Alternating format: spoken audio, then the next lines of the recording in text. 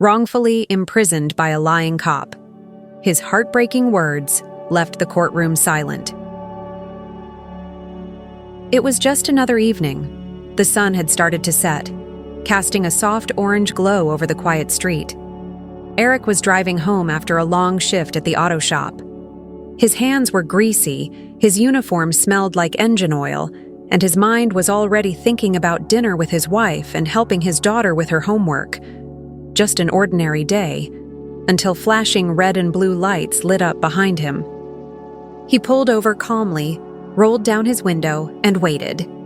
But instead of a routine check, everything spiraled out of control. "Step out of the vehicle, now." Startled, Eric looked up to see Officer Rick Daniels walking toward him. Fast, eyes hard, one hand on his gun. "Officer, is there a problem?" Eric asked, trying to keep his voice steady. "Out of the car. On the ground. Hands where I can see them." Confused, Eric stepped out slowly, his hands raised. "Please, there must be some mistake." But Daniels wasn't listening. Within seconds, Eric was shoved to the ground, a knee pressed into his back, cold handcuffs snapped around his wrists. "You're under arrest for armed robbery." Eric's heart dropped. "Robbery? I've been at work all day.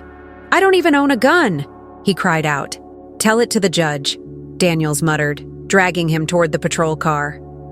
Eric looked around, hoping someone would speak up, that someone saw what was happening.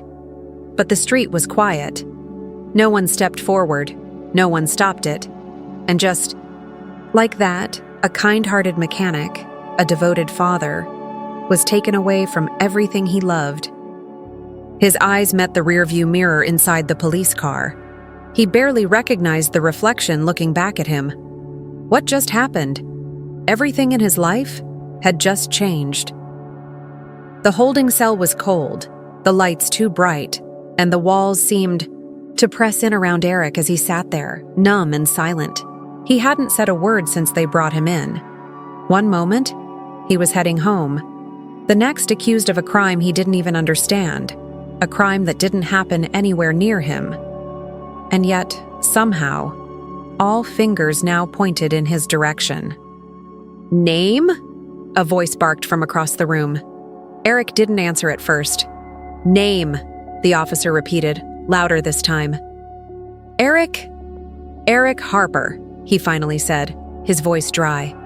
It sounded foreign to his own ears. The booking process blurred into a nightmare. Fingerprints, mugshot, personal items taken and tossed into a plastic bag. His belt, his shoelaces, even his wedding ring. "We'll hold that for you," they said. But it felt like they were already taking everything. By the time Eric sat down in the interrogation room, his thoughts were spinning. He had never even been in a police station before. The harsh overhead light flickered slightly as the door opened. It was Officer Rick Daniels again, the same man who'd slammed him to the pavement just hours earlier. But now his tone was different, almost smug. "Well, Mr. Harper, let's go over this one more time," Daniels said, pulling up a chair across from him. Eric stared at him. "I don't know what you think I did, but I didn't rob anyone. I was at work all day. Ask my boss. Ask my coworkers. I'm a mechanic. I was elbow deep in a car engine all afternoon." Daniels leaned back in his chair and crossed his arms. "Funny, because we've got an eyewitness who says otherwise. Says they saw you fleeing the scene." "That's not possible," Eric whispered, eyes wide.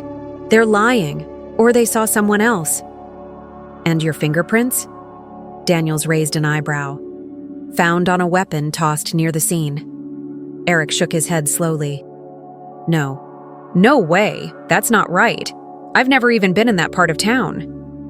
But Daniels only smirked. "Look, Harper, you seem like a smart guy. You cooperate, maybe the judge goes easy on you. Otherwise..." He didn't finish the sentence. He didn't need to. Eric sat there, stunned.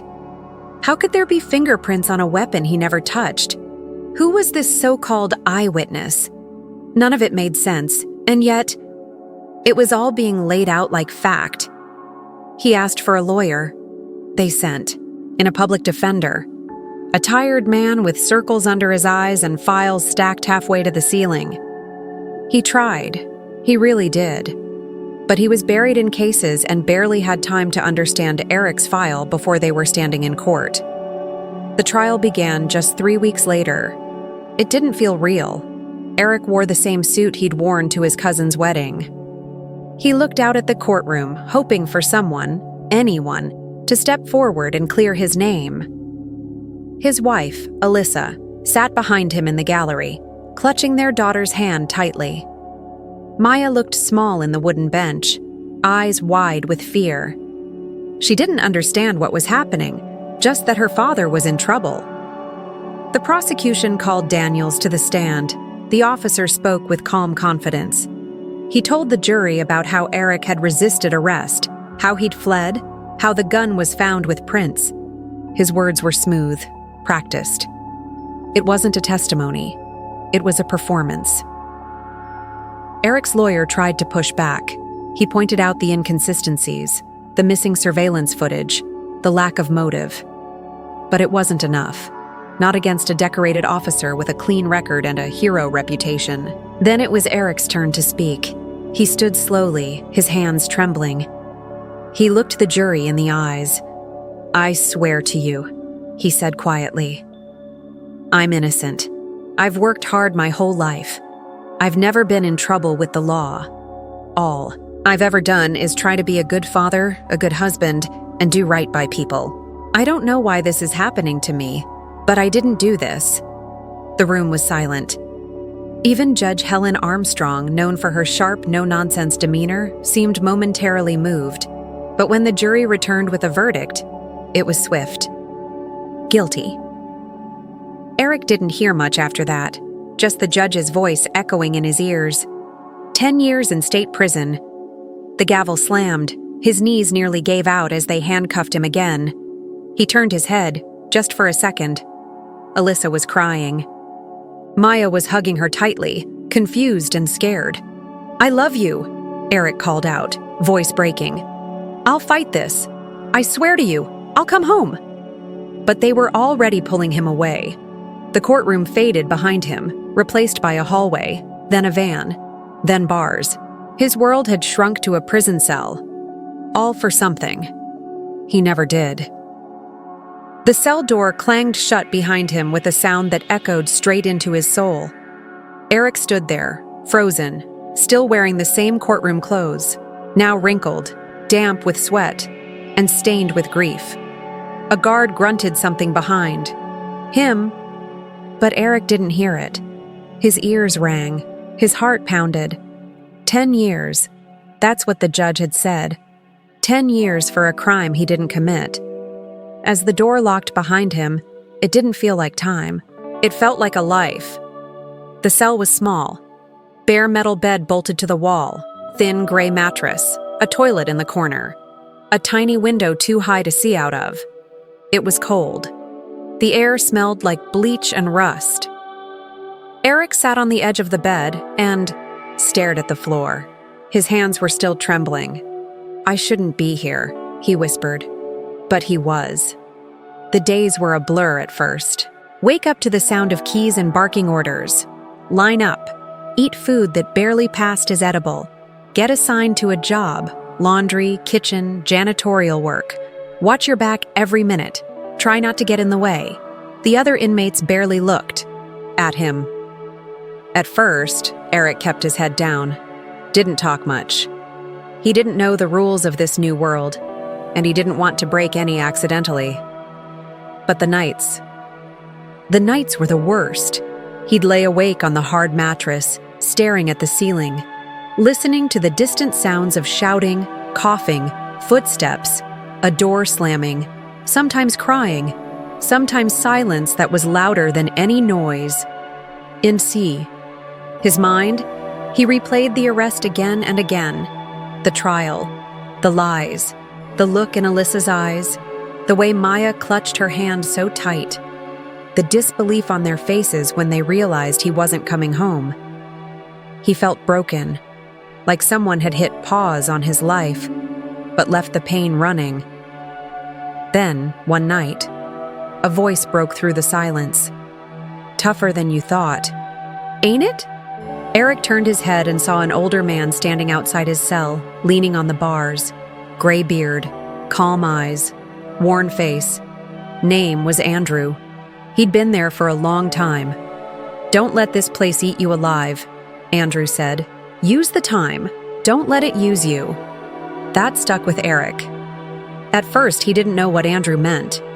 But over time, as the days stretched into weeks, and weeks into months, Eric started to understand. Andrew gave him books. Old used law textbooks from the prison library. Suggested he start reading about appeals, wrongful convictions, legal rights. At first, it felt overwhelming. All the legal words, the formal language. But Eric was stubborn. He'd worked on engines all his life, pulled them apart, studied their pieces, figured out how they worked. He started treating the law the same way.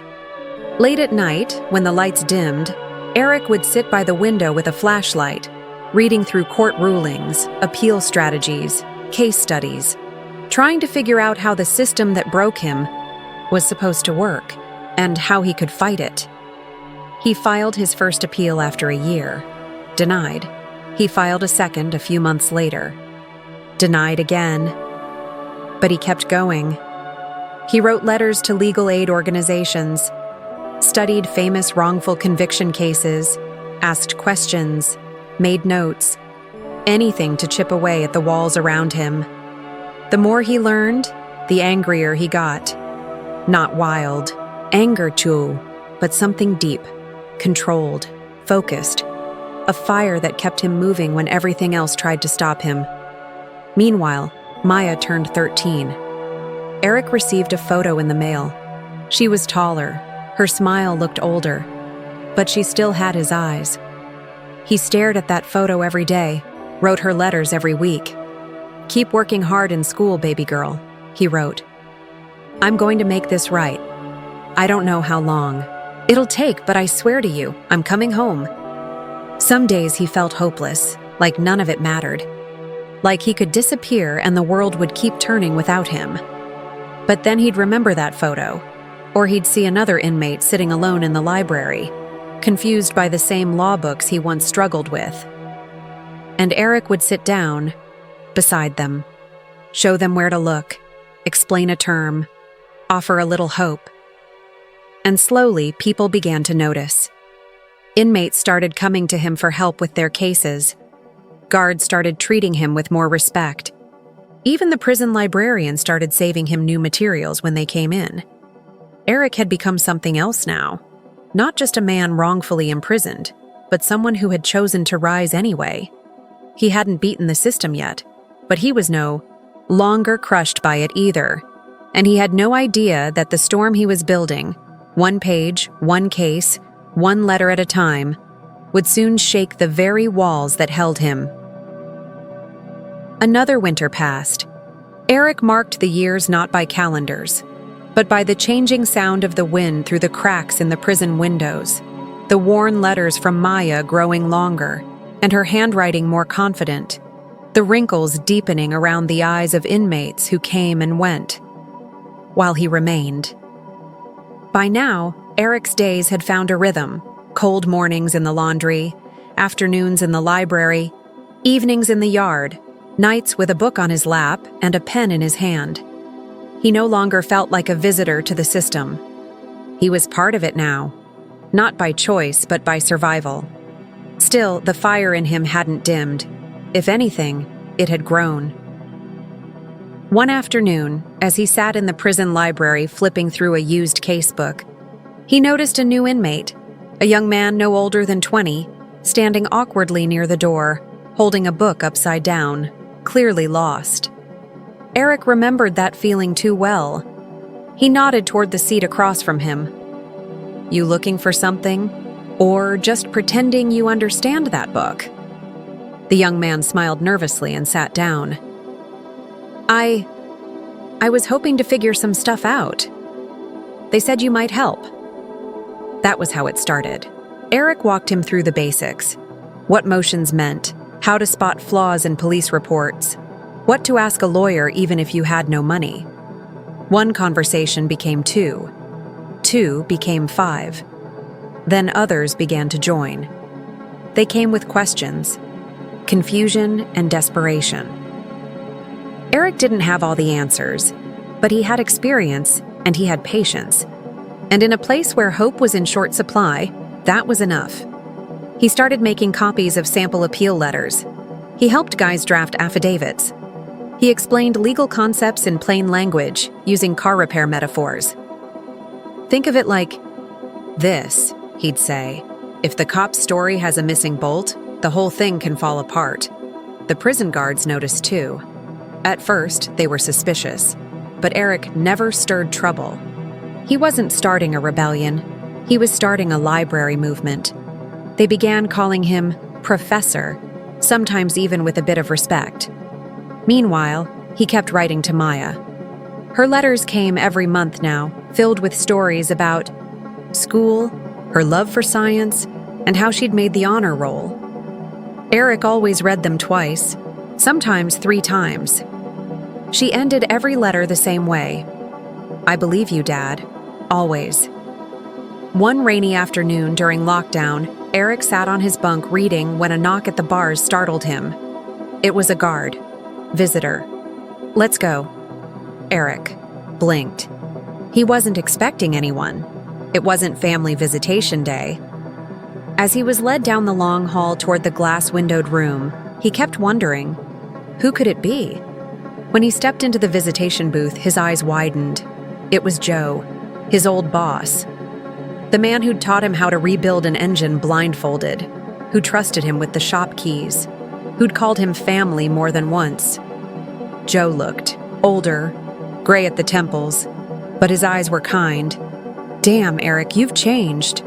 Eric picked up the phone behind the glass, swallowed the lump in his throat and smiled. Prison does that. Joe leaned forward. Listen, I've been meaning to come sooner. I didn't believe the charges then, still don't. And I heard you've been helping people in here, even teaching law. Eric chuckled. Not sure teaching is the right word, but yeah, trying to do something useful. Joe grew serious. Your job, it's waiting for you when you get out. I want you to know that. The shop's still running, still needs your hands and your heart.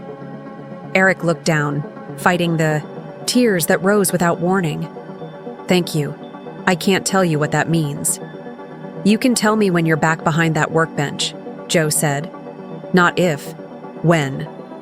When the visit ended and Eric walked back to his cell, something shifted inside him. It wasn't just about survival anymore. It was about rebuilding, rejoining, returning. That night, he opened a new notebook. On the first page, he wrote, "When I get out, I will help fix what's broken." And he meant it. But the fight wasn't over. He'd filed appeal after appeal. All denied. He kept finding new angles, reading new cases, studying the cracks in the wall of Officer Daniels' testimony, and one day, in the middle of a dull afternoon, a letter arrived. Legal stationery. Different handwriting. He opened it carefully. The first line stopped his breath. My name is Sandra Marshall. I'm a newly assigned prosecutor reviewing past cases linked to Officer Rick Daniels. Yours is one of them.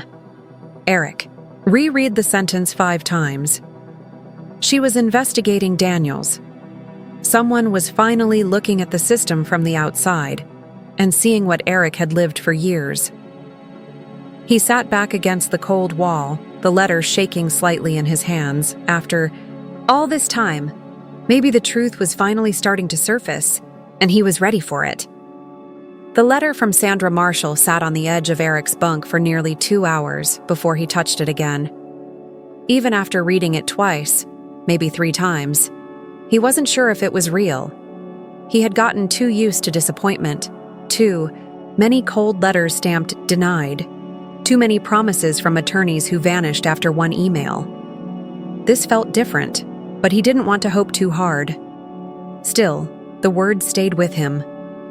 We're looking into Officer Daniels. Daniels. That name had haunted Eric for nearly a decade. His voice, His lies, the smug look on his face in court, all of it lived inside Eric's memory like a shadow that refused to fade. Now someone out there, someone with power, was digging, looking deeper, and they had found their way to his case. Eric couldn't sleep that night. His mind kept flashing back to everything. The moment he was slammed to the pavement, the first night in jail, the trial, his daughter's face as he was led away, the helplessness. But this letter felt like a flicker of light. Across town, in a small office tucked inside the district attorney's building, Sandra Marshall sat surrounded by open case files. Coffee had gone cold. Her eyes were red from hours of reading. But she couldn't stop. Something about Eric Harper's file gnawed at her. She'd only been in her new role for 3 months. A fresh start, they called it. A new face for the Justice Department. What she found instead was a stack of old files, dozens of cases tied to one name, Rick Daniels. At first, it seemed like a coincidence, but then she noticed the patterns. Testimonies that matched too perfectly. Charges that stuck despite flimsy evidence. Witnesses who later disappeared. Convictions where there were more questions than answers. And Eric Harper's case stood out. A man with no criminal history. A steady job, a strong alibi, yet convicted because of one officer's word and a few fingerprints that didn't belong where they should have. So she picked up the phone. "Do you still have evidence from the Harper case?" she asked the evidence unit clerk. "Depends. It's been years. Check anyway." 2 days later, a box arrived in Sandra's office. Dusty, unlabeled, forgotten. Inside were scattered files, a torn chain of custody report, and a DVD in a paper sleeve. She slid it into her laptop. It was security footage. Dated, grainy, but clear enough. The timestamp showed 6:17 p.m., the exact time Officer Daniels claimed Eric was committing a robbery on the other side of town. But on that screen, there was no robbery, just Eric, wearing his grease-stained work uniform, standing at a gas pump, calmly filling his car. Miles away from the scene of the crime, Sandra sat back in her chair, stunned. This wasn't just a bad call. This was deliberate. This was a man's life, stolen by someone's lie. She grabbed her phone and dialed again, this time the number of Judge Helen Armstrong. "Your Honor," Sandra said as soon as the judge answered. "I need to speak to you, urgently. It's about Eric Harper." Back in prison, Eric waited. The days moved slower now, like time was teasing him. He still mentored other inmates, still studied in the library, but his mind was elsewhere, stuck on that letter. He hadn't heard back, not yet. Then, one morning, the cell door clanked open. A guard called out, "Harper, you've got a visitor. Legal." Eric stood slowly, heart hammering. He hadn't requested any meetings. In the small visitation room, separated by a thick pane of glass, sat a woman he didn't recognize. She smiled gently when he walked in. "Mr. Harper, my name is Sandra Marshall." Eric sat down, unsure what to say. "I'm the prosecutor who reopened your case," she continued. "And I came here today to tell you something directly. Face to face." Eric leaned forward, his throat suddenly dry. "I've seen the evidence," Sandra said, her voice steady but full of emotion. "And I believe you. I believe you've been telling the truth all these years." He didn't breathe, didn't blink. "We found surveillance footage. We found inconsistencies in Officer Daniels' testimony, in multiple cases. And we've just submitted a motion to reopen your case." Still, Eric said nothing. His hands slowly curled into fists in his lap, gripping the edge of the table.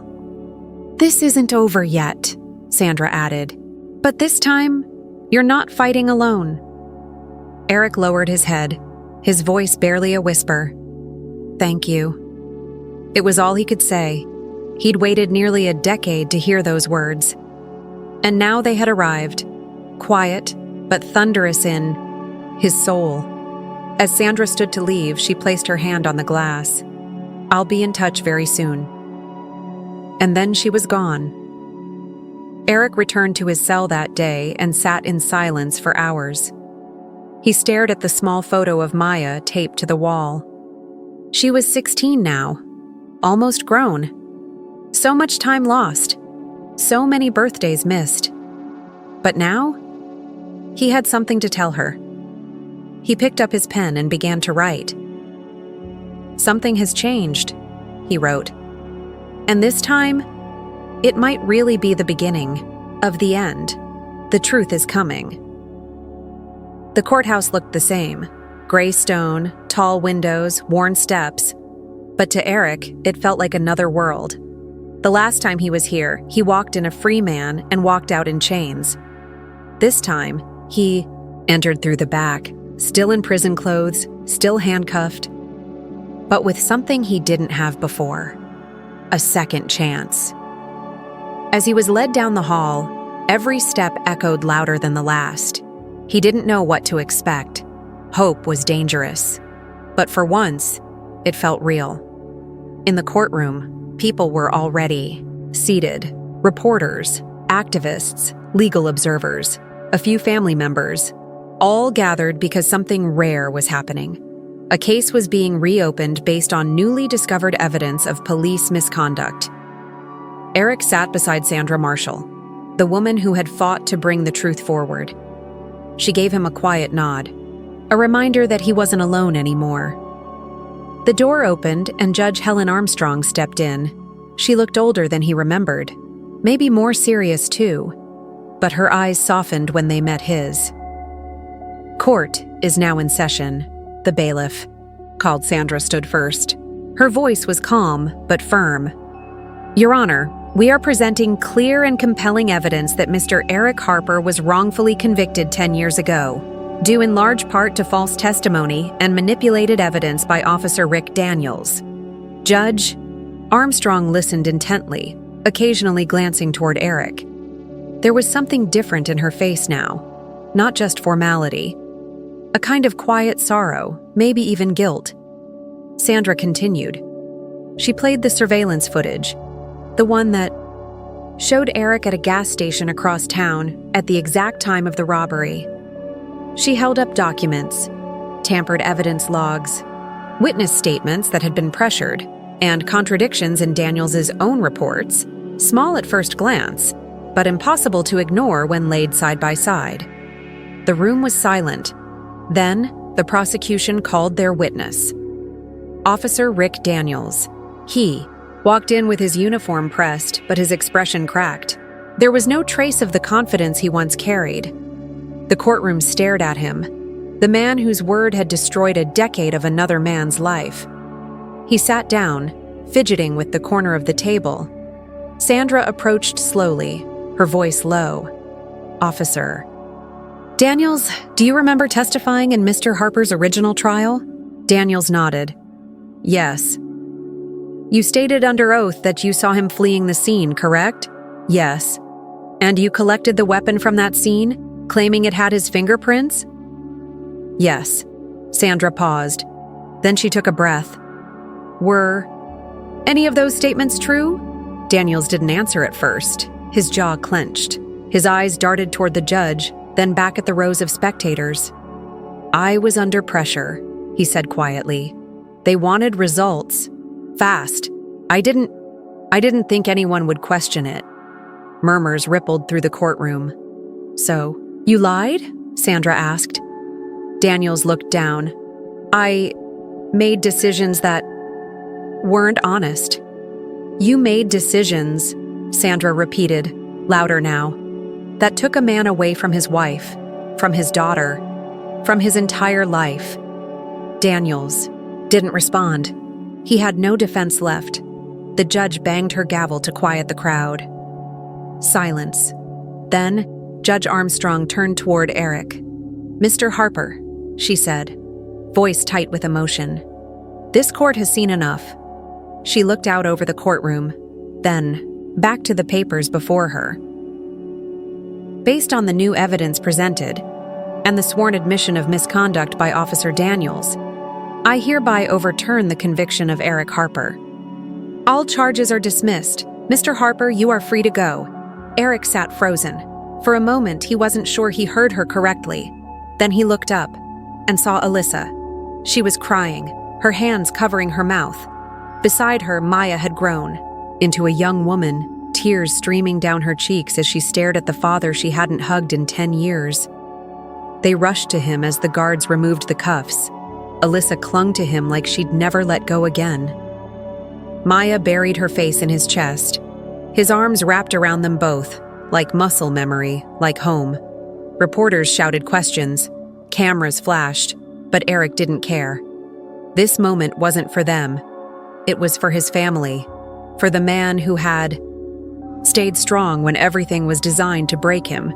And as the noise died down, Eric turned back toward the bench. "Your Honor," he said quietly. "May I speak?" Judge Armstrong nodded. Eric stepped forward.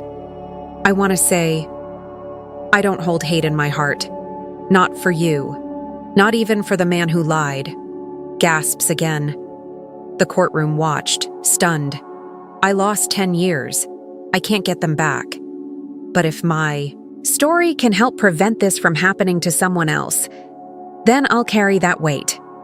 He paused, then looked straight at Daniels, who couldn't meet his eyes. "I forgive you," Eric said softly. "But I won't forget." The judge swallowed hard, her voice shaking now. "Mr. Harper, your strength, your grace, I have no words. I only hope we learn from what we failed to see before. I'm truly, deeply sorry." Eric gave a small nod. Then he turned back to his family. They held hands as they walked out of the courtroom, not as victims, but as survivors. As a family made whole again. Outside, the sun felt warmer than he remembered. And for the first time in a decade, Eric breathed in the air of freedom, not just from a prison, but from the shadow of injustice. The first night back home was quiet, too quiet. Eric stood in the doorway of his old bedroom, staring at a familiar bed that somehow felt foreign. He had imagined this night 1,000 times. The creak of the floorboards, the scent of his daughter's shampoo, the sound of Alyssa humming in the kitchen. But now that he was actually here, it didn't feel like a dream. It felt like something else, a beginning. Down the hallway, Maya was asleep in her room, the door covered in stickers and taped-up report cards. Alyssa was downstairs, cleaning up dinner dishes she wouldn't let him help with.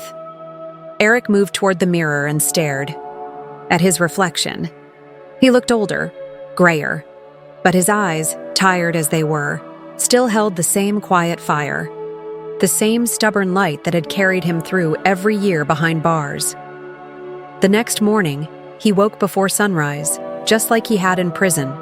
But instead of the clanging of cell doors, he heard birds outside his window and a dog barking down the street. Freedom had a different sound. He made coffee, sat on the porch, thought about everything he'd lost and everything he still had. Joe stopped by later that day, his old boss from the auto shop. They sat outside for hours, talking about engines, life, and how the world had changed. Joe offered him his job back again, but Eric had something else in mind. "I want to help people, Joe," he said. "Folks who went through what I did. People still trapped in that system, still waiting for someone to believe them." Joe nodded slowly. "Then let's do it. That old storage room at the back of the shop, we clean it up. It's yours. Make it your headquarters." And so, it began. The office was small, dusty, and smelled like oil. But to Eric, it was a blank canvas. He cleaned it out with Joe and Maya, filled the walls with notes, case files, newspaper clippings. Alyssa brought in a donated desk and helped set up a second-hand laptop. They bought a tiny sign for the door. "Justice starts here." Eric's story spread faster than he expected.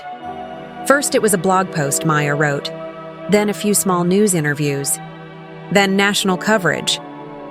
Letters started coming in, from inmates, from families, from people who had almost lost hope. Some just wanted someone to listen.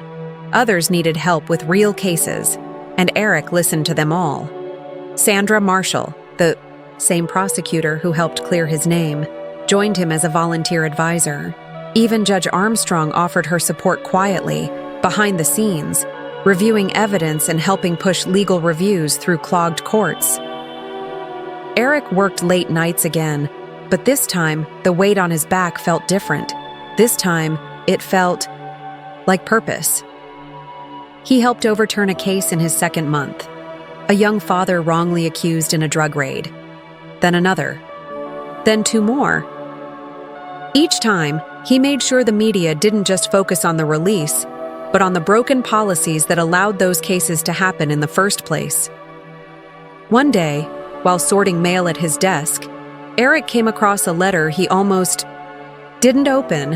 It was from Andrew, the older inmate who once told him, "Don't let this place use you." Andrew was still inside, still waiting. Eric hadn't forgotten him. He reopened Andrew's case file that night and pored over it like a mechanic hunting for the one piece out of place. It took weeks, but eventually he found it. An old security camera log the original lawyers had missed. That tiny thread unraveled everything. Months later, Andrew walked out of prison, tears streaking down his face as Eric embraced him. "You kept your promise," Andrew said, voice cracking. "I had to," Eric replied. "You were the first one who told me I could be more than what they tried to make me." By the one-year anniversary of his release, Eric's little office had grown into a nonprofit, the Harper Center for Justice Reform. What started with a desk and a few legal books now had staff, volunteers, caseworkers, and even a small classroom where ex-inmates could learn job skills, how to write resumes, or even how to file their own legal paperwork. Eric spoke at universities, on panels, even testified before lawmakers. But he always came back to the shop. He never stopped being the man who fixed things. He just wasn't fixing cars anymore. He was fixing lives. One evening, after a long day of work, Eric stood in the parking lot watching the sunset. Alyssa came up beside him, wrapping her arm through his. "You tired?" she asked. He smiled. "Always." "But you're happy?" Eric looked around. At the office, at Maya's car pulling up after school, at Joe locking the garage, at the new intern waving goodnight. "Yeah," he said softly. "I am." She rested her head on his shoulder. And for a moment, they just stood there, not speaking, just breathing. Eric had been a victim of injustice, but he didn't stay one. He forgave the system that broke him. He chose purpose over revenge. And in doing so, he became more than a survivor. He became a builder, a leader, a symbol that even in the darkest corners, light can return. Justice didn't give him back the years he lost, but it gave him something just as powerful, a second chance, and the strength to make sure no one else had to wait so long for theirs.